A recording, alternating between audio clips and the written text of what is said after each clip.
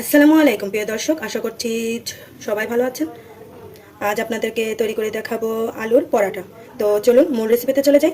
আলু ম্যাশ করে নিয়েছি। এবার দিয়ে দিলাম পেঁয়াজ বেরেস্তা, স্বাদ অনুযায়ী লবণ, চিলি ফ্লেক্স, আলুর পুরটা তৈরি করে। এবার কুসুম গরম পানি দিয়ে দিলাম একটি ডো তৈরি করে নেওয়ার জন্য। ডো তৈরি করে নেব। তো তৈরি করে নিয়েছি।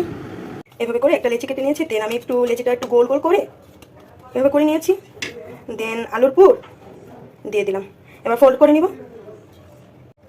এভাবে করে নিয়েছি। এবার পরোটা বেলে নিব। এভাবে করে পরোটাটা বেলে নিয়েছি। আর পরোটাটা দিয়ে দিলাম ভাজার জন্য।